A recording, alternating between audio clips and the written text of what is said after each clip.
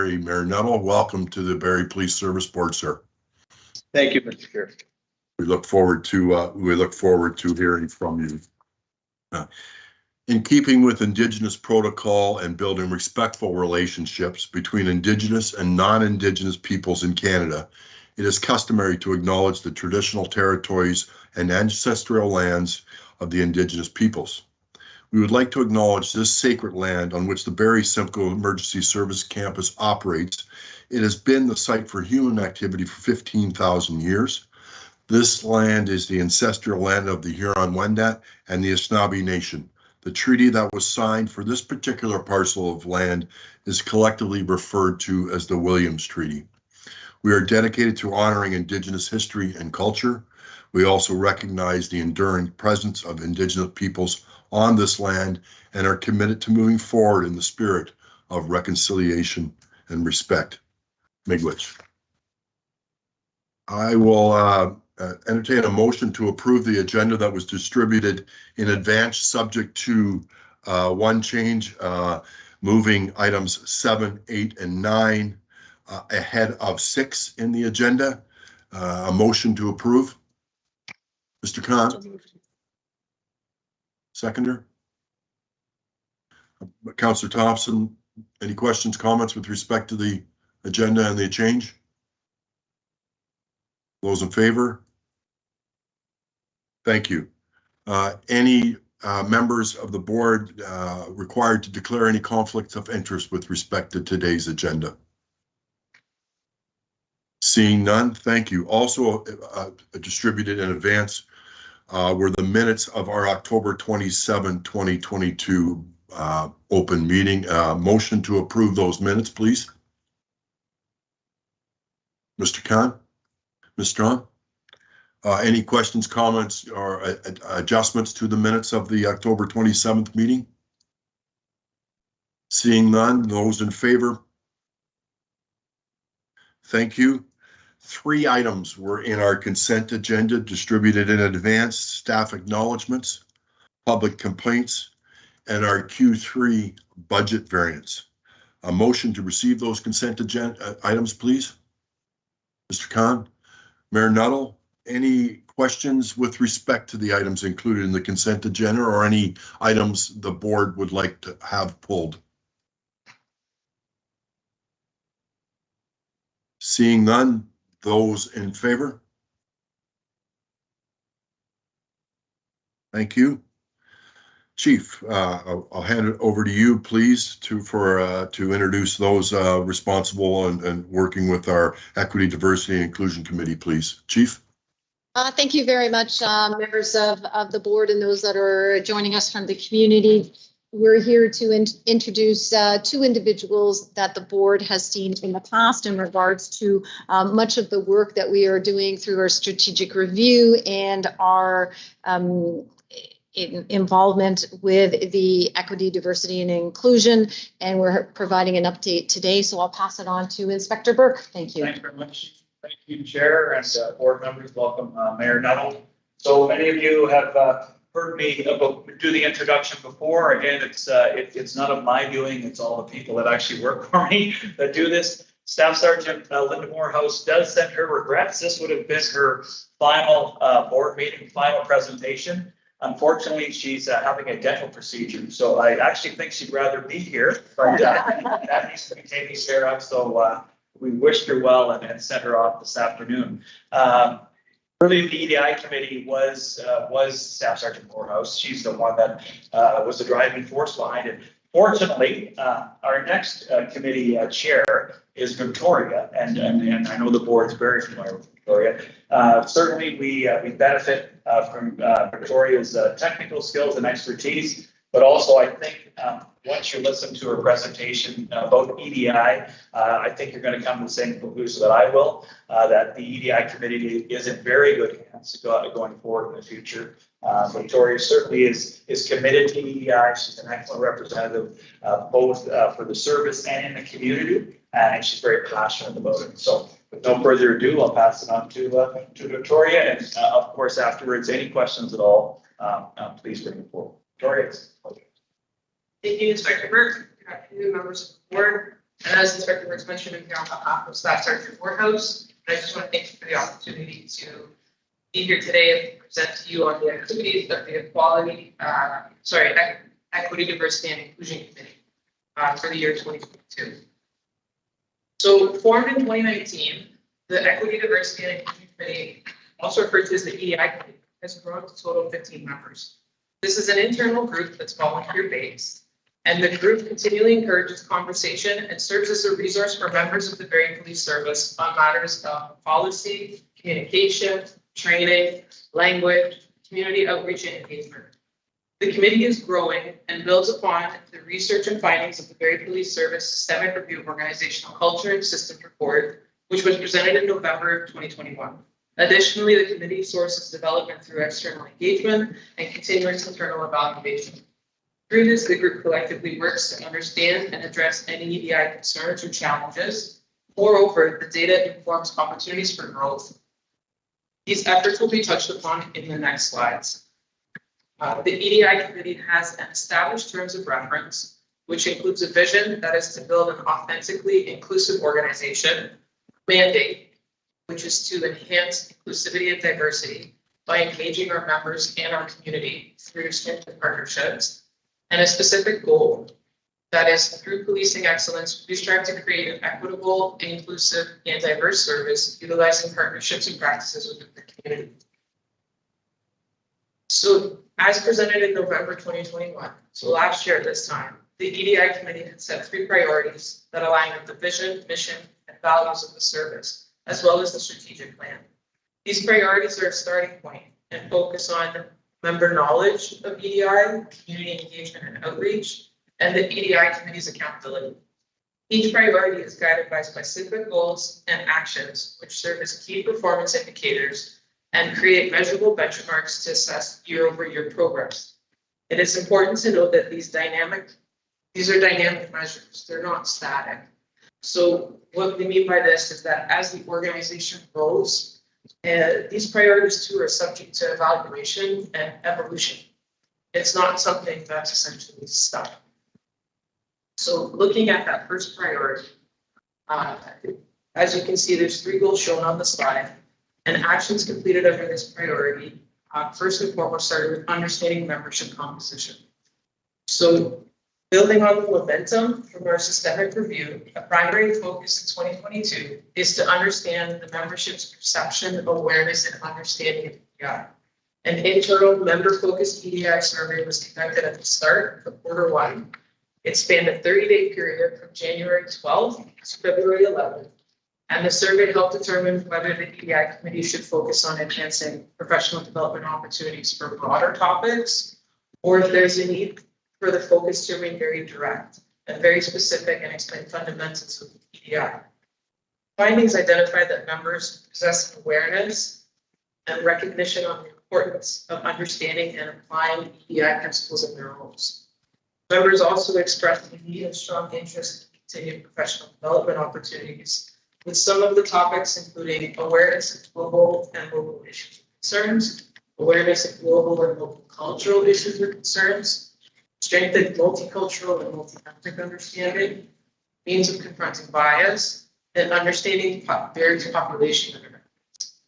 This information has provided guidance for the committee to explore resources that can help strengthen existing member knowledge throughout the year. As we moved through 2022, the committee itself experienced growth.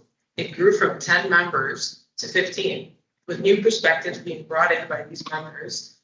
The EDI Committee did a self-evaluation, which was completed in Q3. This determined, again, initial measures of the committee's own transformation and vision for supporting the service and members. Findings identified the EDI Committee members are comfortable to talk about EDI issues with others, and members are interested to continue learning. It showed that members of the EDI Committee believe the committee has an internal impact through committee acknowledgement and recognition by leadership, and there's increased attendance in professional development events, and requests from members for specific topics to actually be covered at events. Similarly, there's external impact through the committee's strengthened communication, community engagement, and growth of partnerships. And overall, the survey identified even 5 points. There's a need for continued internal member focus on EDI specific topics through training, communication, continued expansion of resources such as glossary of terms, or quick reference cards that specify local organizations and support various demographics such as 2S LGBTQ or specific religious groups. Overall, these 2 surveys are a baseline measure that can be reevaluated to determine if member understanding and confidence on EDI specific topics are truly evolving. Additionally, under this priority, additional things that were completed throughout the year was the addition of EDI resources, including a video archive for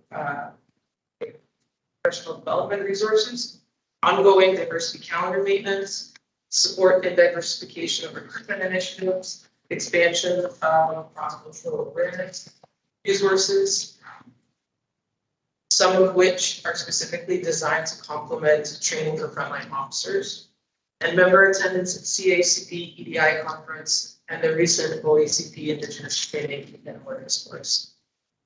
The second area of focus is community engagement and outreach. So here you can see there are 2 goals listed and actions completed focused around the continued development and strengthening of partnerships with community partners. This included support and facilitation of meetings with members of racial minority groups to work towards common goals, including but not limited to attendance at Georgian College International Student Association initiatives, being an active member of the local Immigration Partnership Council, and being a member of the Simcoe Muskoka Black Community Development Council, as well as presentations and communications with the City of Barrie Anti-Racism Task Force. There's also been attendance and participation in community events, including Poly, Barrie Pride, and our recent event held this past Sunday, which was the Tree of Hope in partnership with the Barrie and Native Friendship Center. We continue to have recognition of holidays and holy days, both internally and externally, and participation in social media campaigns such as the It Starts Awareness campaign. So looking at our final area, which is accountability, again, there's 2 goals listed, and actions completed here include holding monthly EDI meetings, providing an annual EDI progress update for leadership, which is why we're here today, upholding active membership on the OACP EDI executive, which provides awareness of province-wide initiatives in areas that we can support or learn from, and being an active committee member, co-chair of OACP EDI Committee as well. The EDI Committee has also supported items from the systemic review of organizational culture and systems, including being an active member of internal working groups, assisting in the creation of community advisory group, and assisting in Barrie Police policy and procedure to ensure language is equitable, respectful, and inclusive of the service of the population. All of these items are volunteer-led, and the committee members have been increasingly consulted for EDI-related matters, which is an indicator that legitimacy and accountability are entrenched. This next slide actually goes over some of the highlights and goals around various events. And again, since the EDI Committee's creation, volunteers have worked on several initiatives that uphold the committee's mandate to enhance inclusivity and diversity by engaging members in the community to strengthen partnerships. The committee continues to collectively work to identify opportunities for growth within the service and build upon the baseline measures that have been established to allow for monitoring of year-over-year committee growth and progress. These continue to be starting points and actions that help the service evolve. We reaffirm this commitment through the 2023 to 2025 strategic plan. Based on this, I'd like to just thank you for your time for listening, and I expect to bring back up in case there's any questions. Thank you.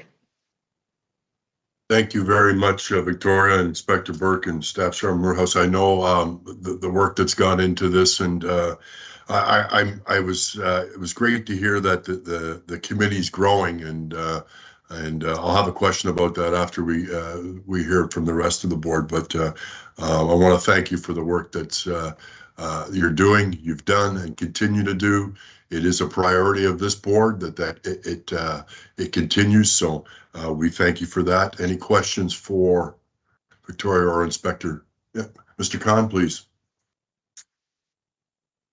Thanks, Chair. And in case the staff sergeant catches this herself on YouTube or this being discussed on YouTube, thanks to her, obviously, for her huge contributions over her term as chair.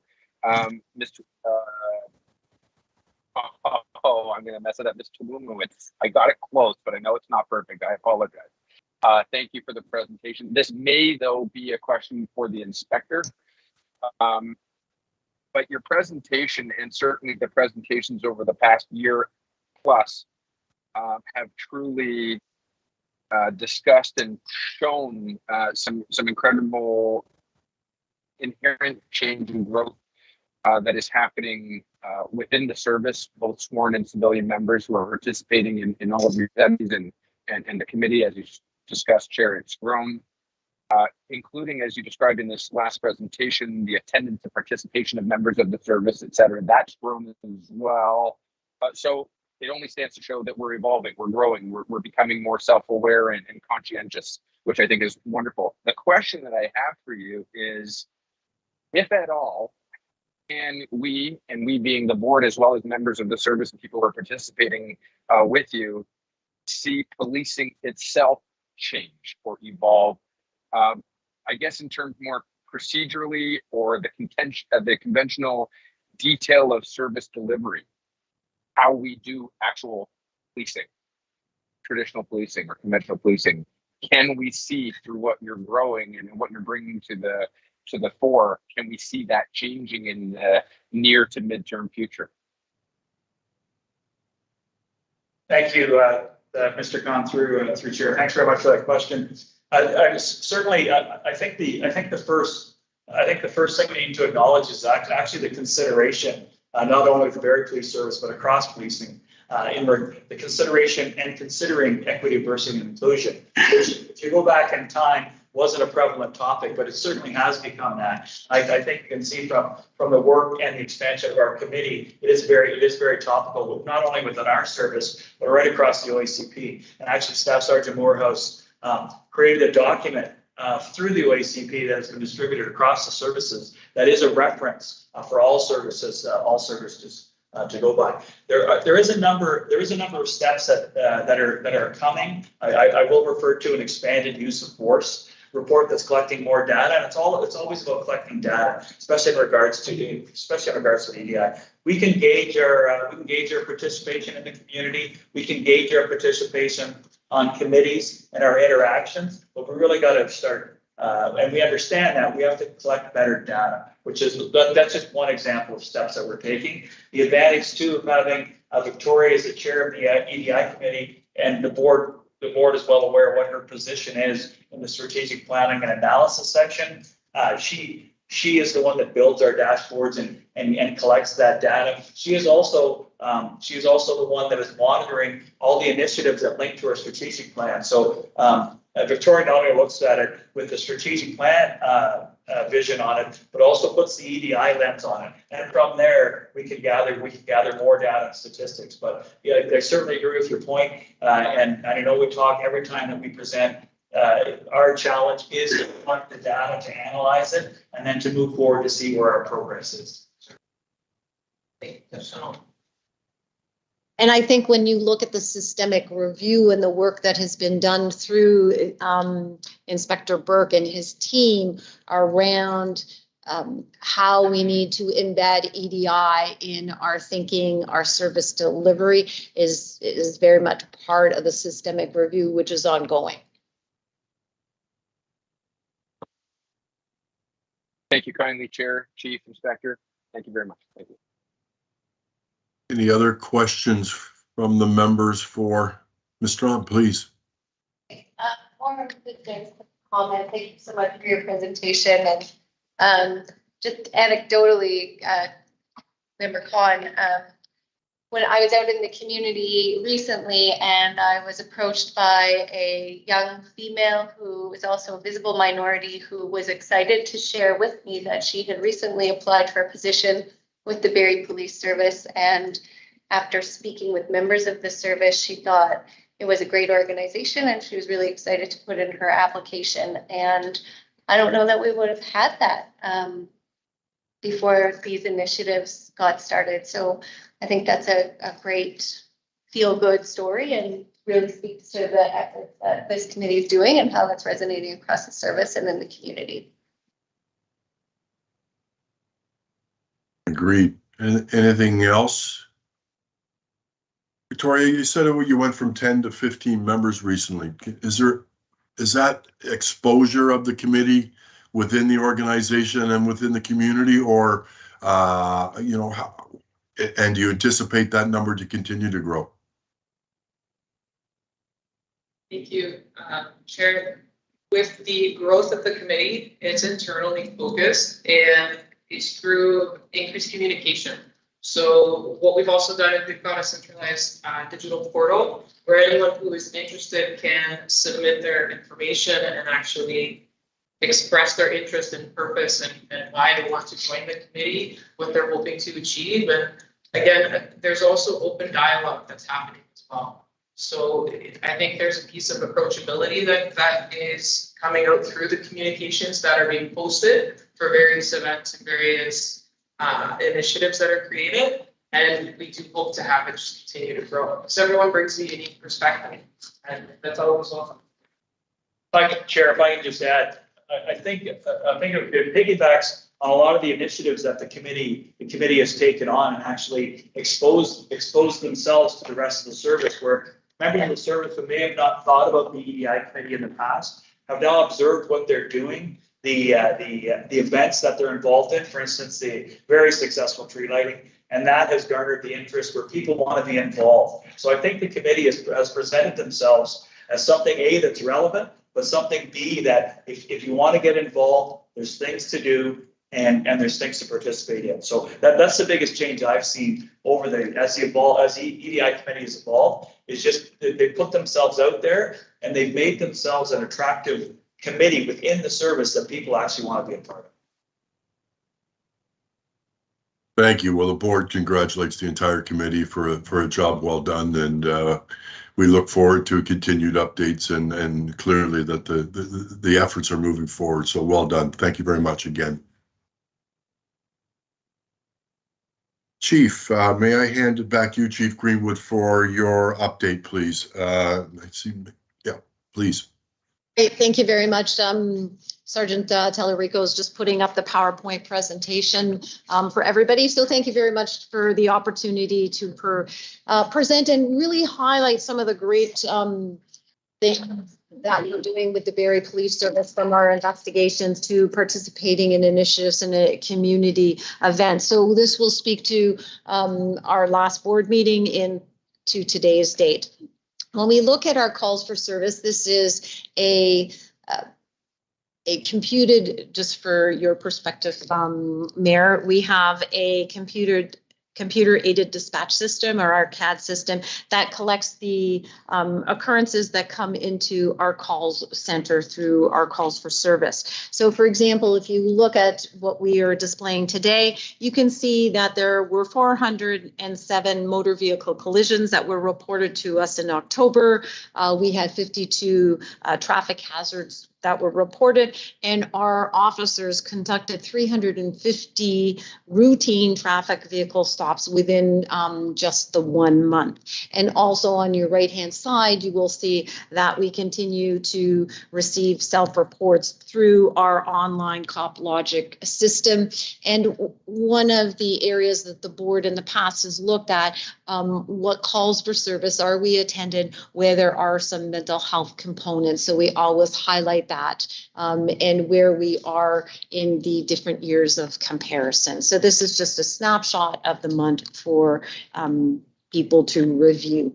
If you look at some of the highlights of our investigation, between October the 19th and November the 1st, the Barrie Police Service's Internet Child Exploitation Unit, commonly referred to as our ICE unit, assisted in a child pornography investigation that saw 3 residential search warrants executed, not just in Barrie, but in Collingwood, and a total of 10 computer devices were seized, and a 49-year-old male was arrested and charged with sexual assault, sexual interference, and invitation to sexual touching. Also, during this time period, our ICE unit investigated another search warrant at a residence in Victoria Harbour concerning alluring of a child online via Skype and Snapchat, and a 28-year-old male was arrested and charged with luring and making pornography available to a person under 18 years of age. On November the 1st, our frontline officers, some of our tactical support officers, and officers from our community safety and well-being high harm team responded to a report of a stabbing. And the suspect involved in that, a 34-year-old male, was quickly arrested and located, and that individual was charged with assault with a weapon and aggravated assault. And I'm very happy to report that the victim is in stable condition right now. As some of you may recall, that our traffic officers were conducting an investigation for a fail to remain pedestrian struck personal injury accident. And we're happy to report that we have identified the vehicle that was involved in the collision, and the pedestrian was a male in his 70s and has serious, but once again, we're pleased to say that they were non-life-threatening injuries. So we continue with that investigation.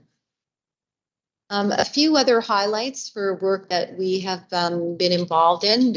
From November the 6th to the 12th, it is Crime Prevention Month in the province of Ontario, and that week provides us the opportunity to collaborate with businesses and organizations and work towards a common goal of preventing crime and continuing to build a safe and resilient community. So on this slide, you will see members of our service, Detective Constable Nicholson, Constable Reynolds, and Special Constable Caladine at various locations across our city, educating citizens and business owners and managers on what they can do to stay informed and support community safety initiatives.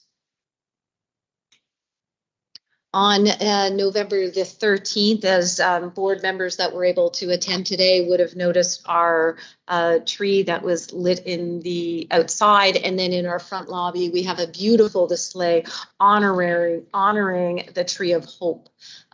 We did this with other police services across the province. Specifically in Barrie, we worked with our Barrie Native Friendship Center, and we hosted the Tree of Hope lighting ceremonies to bring awareness to the thousands of missing and murdered Indigenous women and girls in our country. Today, the Barrie Police Service joined the Ontario Provincial Police and South Simcoe Police Service in the Festive Ride kickoff event, and it took place at the Barrie en route, very close to our headquarters. And just to members of the community, we will continue conduct ride spot checks, ensuring that we are removing drivers that are impaired by alcohol and drugs from our streets, not just in the festive season, but throughout the year. So we will be placing extra officers on our roads to ensure that they are safe. And it's always an opportunity to highlight some of the work that our members are doing to support our community. So during November, our members provided some work in the area of communications officer or communications unit. Was two of our members, Arlene Haggerty and Monique Boucher, presented at the Association of Public Safety Communicators Officials Canada Conference on lessons learned pre, during, and post implementation of next generation 911 handling of our systems. Chief Designate Johnson and our operational researcher Candace Sharman presented at 3 separate events on evidence-based projects that the Barrie Police Service have spearheaded. They presented at the Criminology Consortium, the Justice Clearinghouse webinar, and the Diverse Voice Conference, which provided an opportunity to showcase some of the very important research that has been conducted by our service and how our communities are benefiting from that. And once again, November the 15th, our IT manager presented to police services across Canada at a community safety infrastructure and geospatial Canadian conference on some of the challenges, once again, from an IT perspective on 911 dispatch centers and how we respond to some of those challenges. And as we've done in the past, we highlight some of the great community events that we have participated in. And on October the 29th, Deputy Chief Allen attended the Barrie's 2nd annual Punjabi Festival of Food, a Hindi celebration that commemorates the victory of the Lord, and some great opportunities there. It's a phenomenal event. And on November the 11th, as many of us did across the country, we attended the Remembrance Day ceremony to honor and pay respect to those that have served and continue to serve Canada during times of war and conflict and peace. And just a couple of other policing events, and just would like to highlight Staff Sergeant Rob Gravel was presented a merit award at the Ontario Homicide Investigators Association for his dedication in law enforcement during his secondment to the Ministry of the Solicitor General. And then on November the 12th, members of our service attended the Serving with Pride Gala and Awards Night. And the Serving with Pride is an organization working to optimize integrity, awareness, and equity of the 2S LGBTQ plus policing, corrections, and criminal justice professionals. And it's always a pleasure at this time of year to support things that are happening in our community. And our holiday drives are in full swing in our lobby of the Barrie Simcoe Emergency Services campus. So we're excited to support our Ontario Society for Prevention of Cruelty to Animals as they accept donations for the People Fur Paws program, as well as the Canadian Association of United Nations Peacekeepers as they accept new toy donations for the CTV toy mountain drive. And both bins are in our front lobby, and we encourage members of the public to attend our lobby and make donations to these two great causes. And then finally, this is an opportunity for me to mention that our 2022 community survey, Your Voice Matters, is still running. If you please look to our barriepolice.ca/survey to provide an opportunity for members of our community to share their thoughts and their concerns they may have specific to topics such as public safety, police accountability, and our approachability, as well as our resources that are available to our community. And we have a few more weeks to this. This survey will be closing on December the 2nd. And that concludes the presentation this year for the month of October 28th to today's date. So thank you very much, everybody. Great, thanks very much, Chief Greenwood. Any questions of the chief from board members?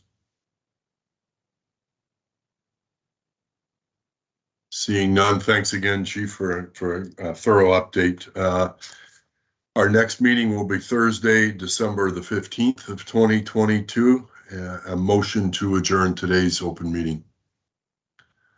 Mr. Khan. Great. Thank you, everybody, for your time and attendance. Appreciate it. Thank you. Thanks, Chair.